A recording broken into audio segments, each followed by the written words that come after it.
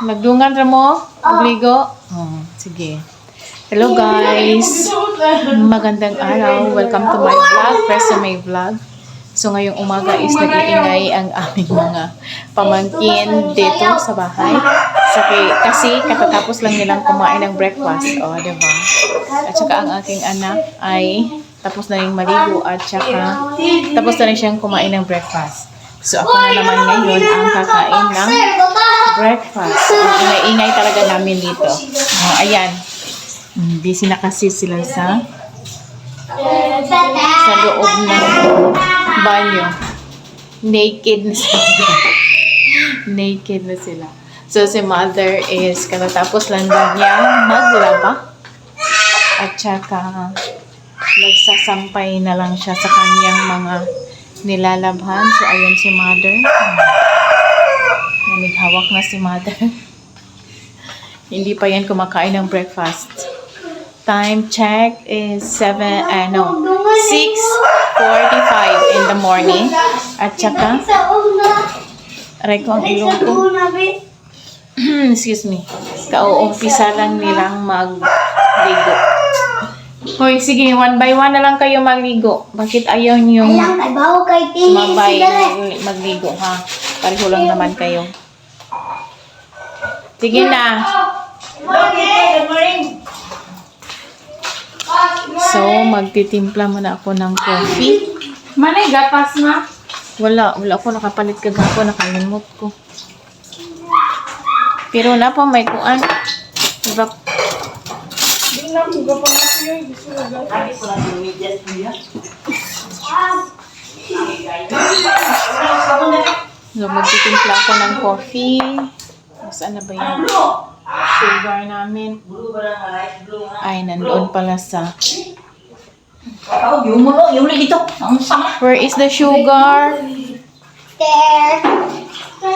It's here pala sa mesa ang sugar. Mga left. Oh, ayan. Ganon talaga kami sa bahay pag umaga. Kapag nandito ang aking mga pamangkin. Oh, maingay talaga si Mother Dear at saka yung mga pamangkin ko. Ganon. Magtitimpla muna ako ng coffee, guys.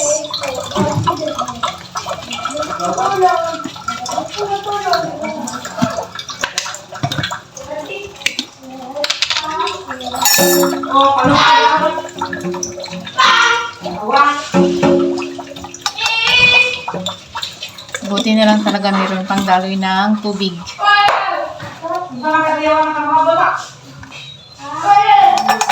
Kasi pag wala ang daloy ng tubig na mas lalong maingay dito sa bahay.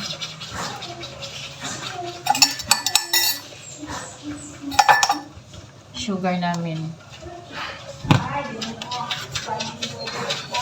Ang sugar na nabili ko, guys, is hindi siya masyadong brown. Light brown lang siya. Hindi kagaya yung luma namin na sugar. So, dinagdagan ko na lang. Oh, ayan. Dapat kasi first in, first out, diba? Wala man kami paglalagyan. So, ganun na lang. Tatakpan ng bago palagi. Kukuha muna ako ng condense. Ay, evap pala. Nasa lata kasi ito, so nilagay ko na dito. Diba? Para ma-preserve pa rin yung texture at saka lasa ng evaporated milk.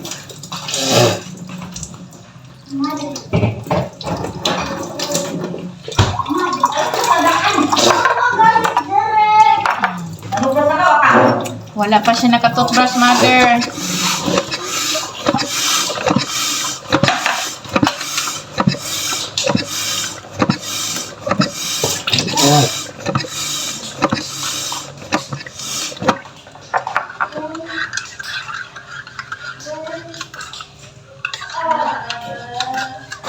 Ayan, umuusok-usok na ang aking coffee. Ayan.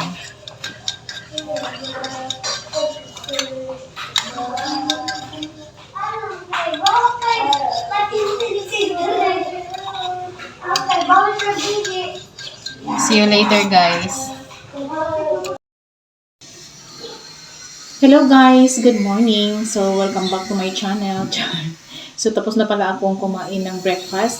Ang kinain ko lang talaga guys is tinapay. So hindi ko na lang ipinakita sa inyo sa aking kain-kain ng breakfast ngayong umaga kasi ang ingay-ingay talaga namin. Tapos meron nagsigawan dito, sigawan doon.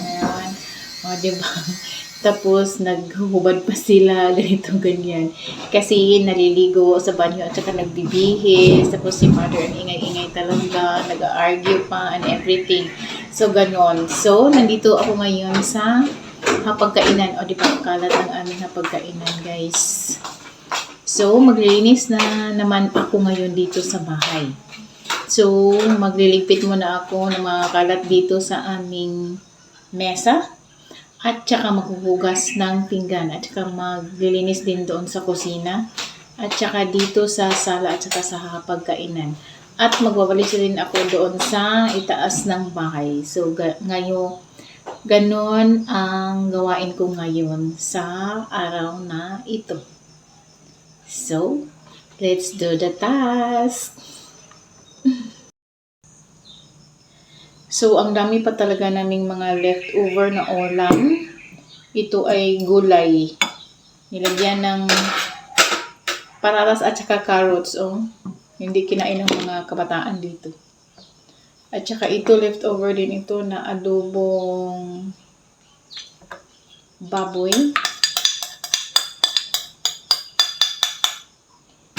So, ibigay ko na lang sa aming aso. Kasi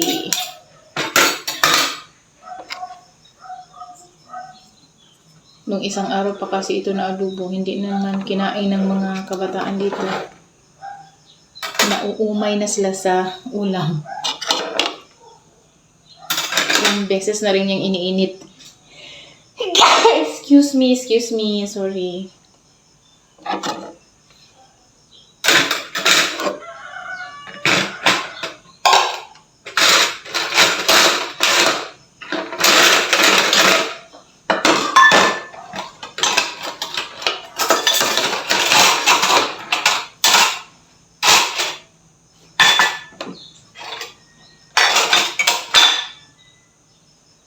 Lain. Ano yung sinabi ni Dado?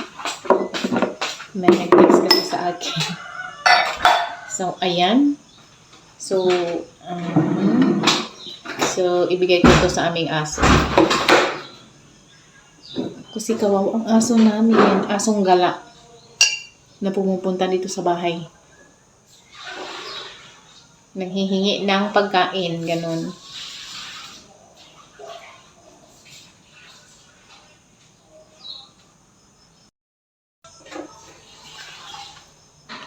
So, ibigay ko muna to sa aming aso.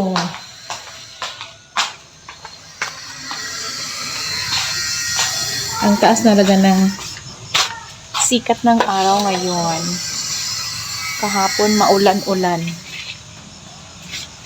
Maingay doon sa aming kapitbahay guys kasi nagre-renovate din sila ng kanilang bahay. Nasaan na ba yung mga aso namin? Hindi nakagala dito. Nasaan na ba sila? Ilagay ko lang yan dito. Manok lang ang meron. Oh, sige, kain ka na manok. Aray ko. Manok! Oh. Ay, ayan na. Si Circle. Circle! Oh, kain ka na, Circle.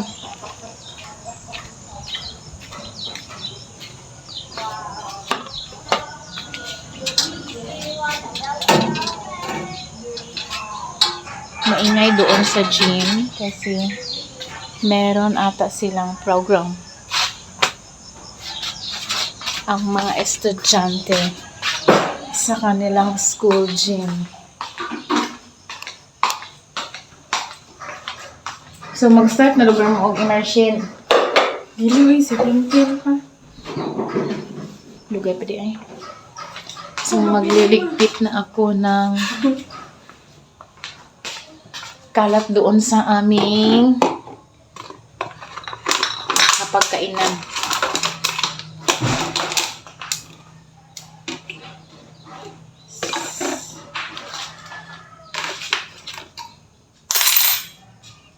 Yung mga kabataan dito nagtututbrush, hindi man lang ibalik sa paglalagyan ang mga toothpaste and everything. Kaya palagi tayong nakasunod sa kanilang mga kalat. Saka hindi naman lahat ng panahon tayo nakasunod sa kanilang mga kalat. Kaya ganun talaga ang aking trabaho dito sa bahay. Buti na lang at nag-vlog ako at saka nag-vlog ko naman ang aking mga ginagawa dito para sulit naman, diba? O, diba? Productive pa ako sa aking gawaing bahay kasi meron akong natapos ng mga ginagawa at na i-vlog ko pa, o, diba? Saan ka pa? Dito na kayo mag-vlog na rin nila. Diba?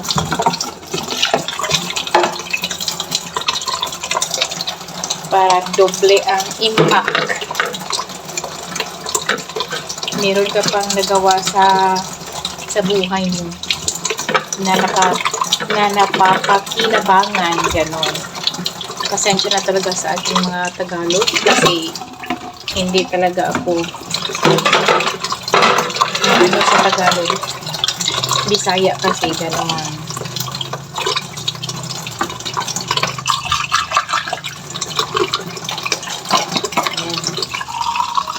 Maghuhugas ako ngayon ng pinggan, pero before that babalik muna ako dito sa table namin kasi super duper ang kalat pa. Hindi ko pa siya na linisan. Maglilinis tayo para hapsay ang ating mga isipan. Ayan.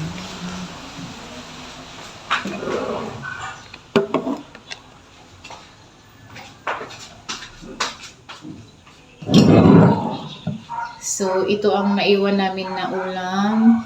So, kakainin pa namin ito. Madili. This lunch. Dili si Pero Umbra. Di man. Depende siguro kung hayag-hayag food.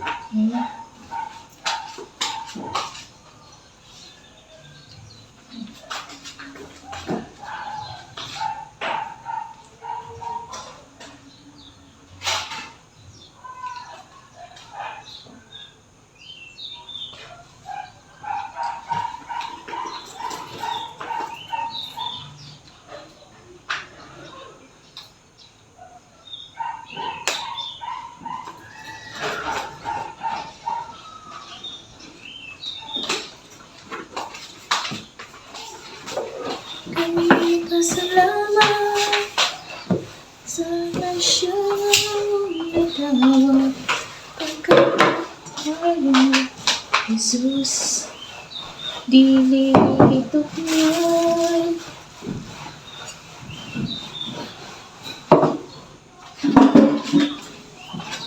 So, magpupunas muna ako.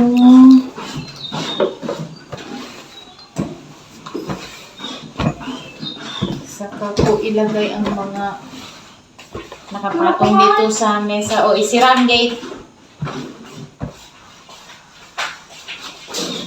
Saka ilagay ko ito lahat doon sa kusina. Kailangan walang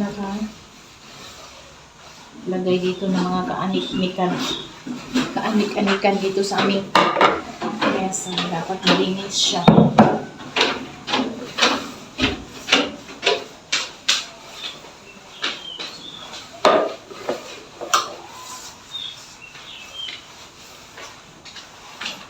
Next, sulfur soap dito sa kuan ate.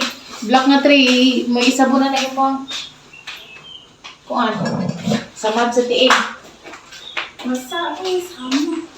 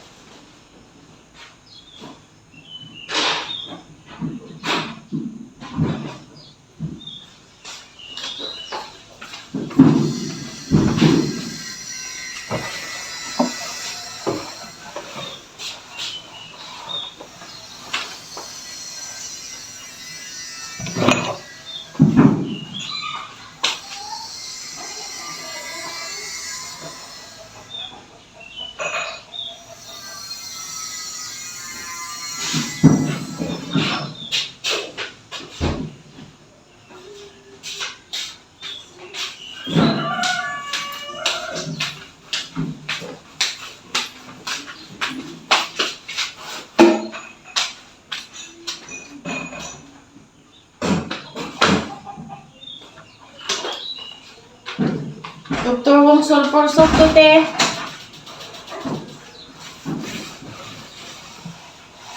Kinsa na po ning payo nga green nga gamit may ka?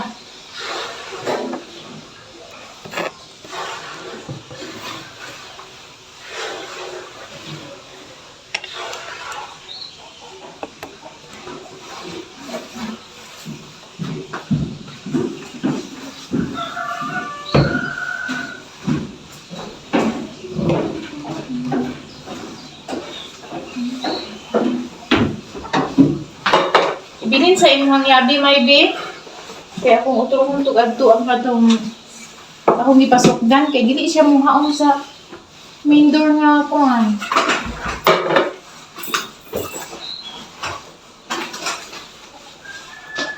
Yan, mo yung mga dali ang tao.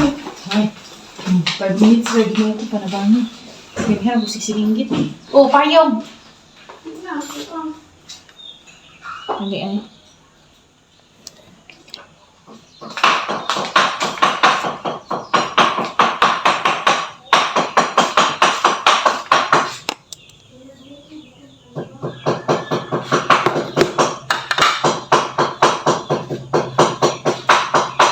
Magbayabas, magdura natin. Kanara. Kaya antibacterial ng ginangbayabas. Sabunan sa nimo. Kung Dr. Wong, sulfur soap. Pagkahuman, nagpa-init man ka og bayabas na udlot. Muoy imuhang i-tambal. Mag-ihugas ba? Ay, excuse me.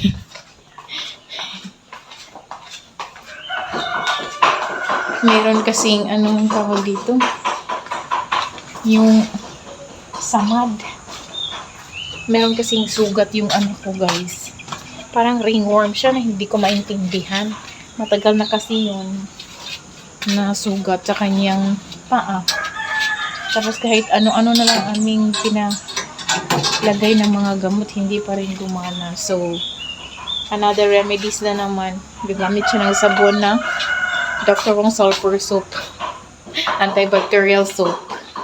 Antibacterial naman yung sabon namin, Bioderm. Pero hindi talaga gumana. Baka doon sa sulfur soap, okay. Kaya maghuhunad siya ng bayabas. At yun ang ihuhugas sa kanyang sugat. Ganun. So maghuhugas na ako ng pinggan.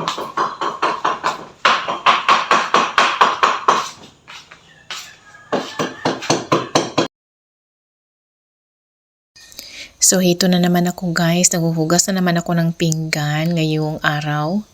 So, katatapos ko lang naglinis doon sa aming hapagkainan.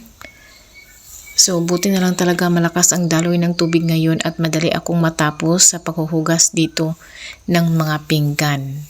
At saka, yung iba naman ay akin mo nang ipatuyo doon sa kabilang mesa para maibalik ko naman sila doon sa aming paglalagyan sa kabinet.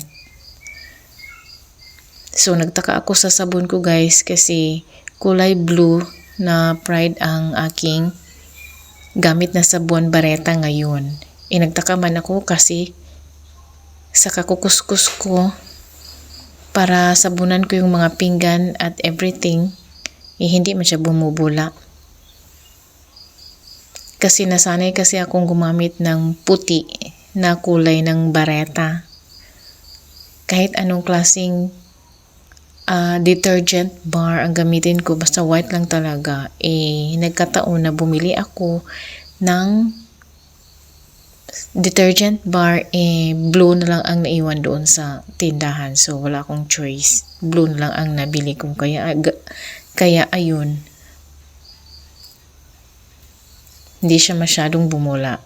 Pero di bali, meron naman akong ibang liquid detergent. Yun na lang ang ginamit ko. So, ayan. Tapos na akong maghugas ng pinggan. So, nag-ano muna ako, guys. Nagtututbrush muna ako. Kasi baka maabutan ako na wala na namang daloy ng tubig. Mahirap na. 'Di ba? At least man lang kontento ako sa aking pagtututbrush ng aking ngipin. Charot. Meron pa naman akong false teeth. So ayan, nag-uumpisa na naman akong magpunas-punas dito sa aming lavatory. At ina-arrange ko na rin yung mga iba pang mga gamit dito sa aming lavatory. At saka pinalitan ko na naman ng dish drainer. Hinugasan ko pala ang dish drainer, guys. Kasi punong-puno na kasi ng tubig. At saka binalik ko ulit pagkatapos kong binanlawan. So ayan, punas-punas din pag may time dito sa gilid ng aming lavatory. Kasi meron namang nakadikit dyan kasi nung isang araw, nag-ihaw kasi ang mother ko ng manok. Ang daming tumatalsik dyan na mga laman loob and everything. So hindi ko maintindihan, dumidikit tapos yung mga langgam, bumabalik na naman sila. So kaya ayun, naglinis talaga ako dito ngayon.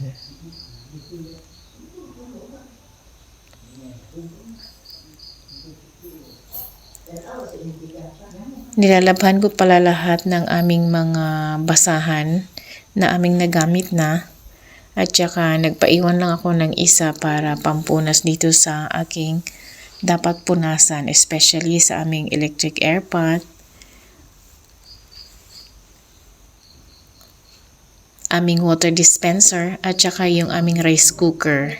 At saka pati na rin dito sa aming gasol.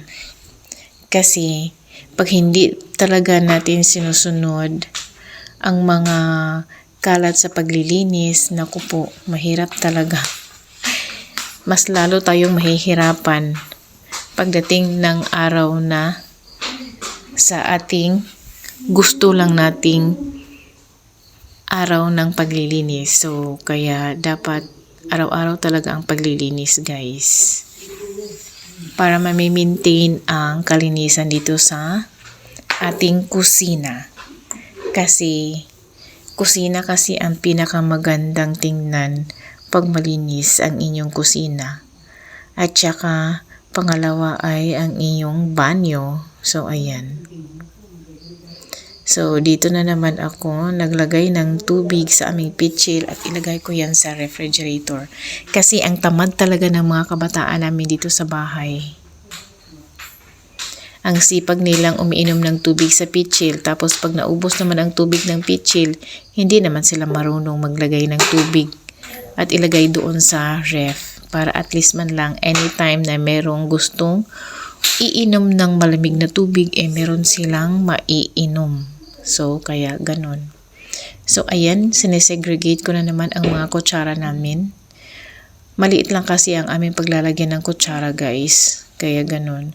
So, dito na naman ako sa kabila ng aming mesa. So, kinuha ko na talaga at nilagay ko na sa cabinet yung natuyo na ng mga kitchen utensils namin. At saka, tinira ko na lang doon yung basa pa talaga. So, hayaan ko muna yan dyan. Nakalat mo na ang aming kabilang mesa.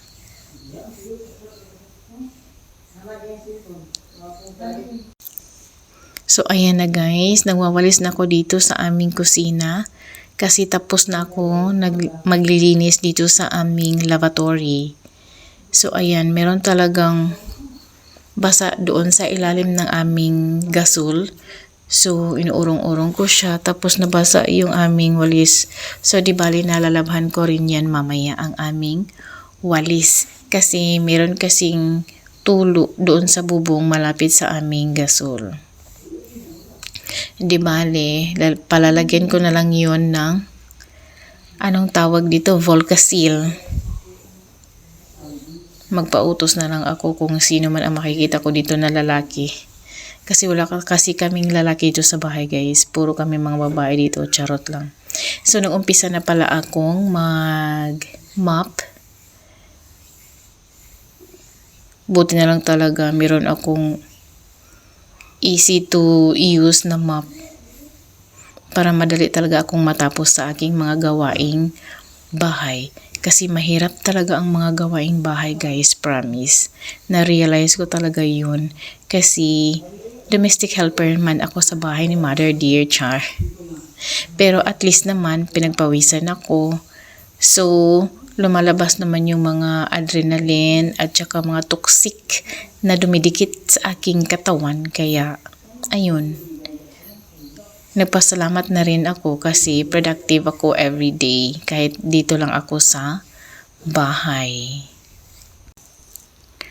And as you can see guys, hindi pa rin talaga fully furnished dito sa part ng aming kusina kasi nakulangan pa man kami ng budget sa pag-renovation dito sa bahay ni Mother Dear, especially dito sa kusina. Kasi dapat kasi palitan na kasi namin yung tiles namin dito sa aming kusina kasi batak-batak na talaga siya.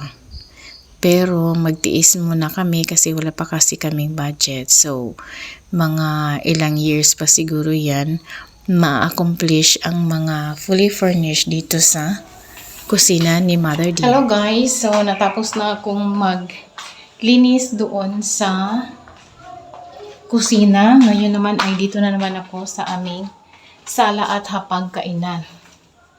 Diba? Hindi pa ako naliligo guys. Uunahin ko muna ang paglilinis sa buong bahay. Saka na lang ako maliligo after kung maglilinis sa lahat-lahat dito sa loob ng bahay. So as you can see, diba? Malinis na dito sa part ng kusina. So ayan. Ayan. Diba? So nag-ready na rin ako ng timba para sa pag-mop ko doon sa sala. Pero before that, magwawalis muna ako. At saka, lilinisin ko muna ang dingding na may mga pantal-pantal na naman. Kasi, yung mga kabataan dito sa bahay is nag-ano na naman sila. Nagkalat na naman ng dumi. Yung mga kamay nila na madumi, dito nila ipapahid sa mga dingding. Diba? So, ayan. Ayan. Madumi yan. At saka yan. Ito parang dikit ng lamok. Ayan, At saka, dito rin. Ayan, Yan. Dumi yan ng kamay. Pinapahid nila yan dyan. Nakakainis. Diba? Ito. Madumi. Saan pa ba dito? Makikita ko talaga sa aking mga mata. Charot. Ayan. Tsaka dito rin. Ay, Diyos ko, ang dami na talaga. Mga pantal-pantal na mga dumi. Oh my G. Ayan. Tainang. Yung maitim na yan. Taiyan ng taluto. Ito. Yan. Ito. Uy, Diyos ko, ang dumi. Meron pa rin dito. So, pupulasan ko yan ng wipes. Tsaka dito rin, diba? Nakikita nyo ba? Nakikita ko. Ayan. Tsaka dito rin. Ayan. Diba? Kasi kung papabayaan lang natin yan, my God, dadami yan sila. At saka dito rin. Dito rin banda. Ito. Ayan. Diba? Ang dumi. My G, my G. So, lilinisan ko yan. Gamit ng wet wipes.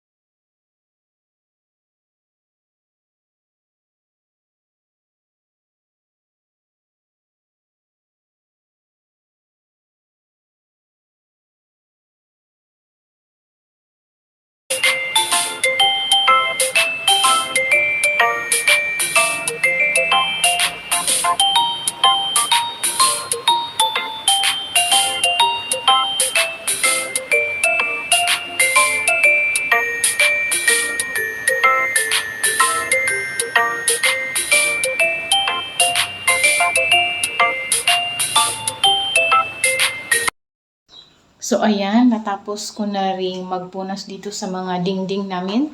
Dito sa aming wall kasi meron man akong mga nakikita na mga kalat na mga dumi. 'Di ba? So wet wipes ang ginamit ko. So tapos na akong magpunas. So magwawalis na naman ako dito sa loob ng bahay. Saka ako magmamap dito. Okay?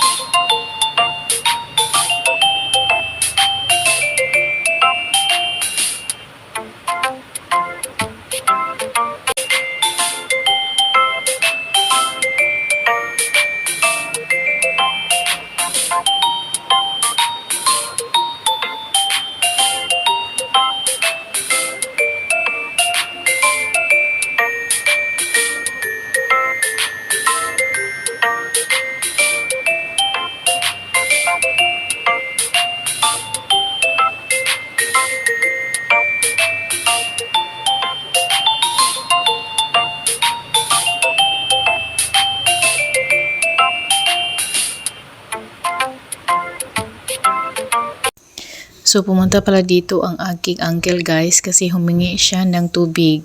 Pagkatapos, kumuha siya ng tubig ay umalis din siya agad. So, pagkatapos naman ay dito naman ako naglinis sa aming terasa at dumating naman ang aking kapatid. Kasi dito daw siya maliligo kasi walang tubig doon sa kanilang bahay.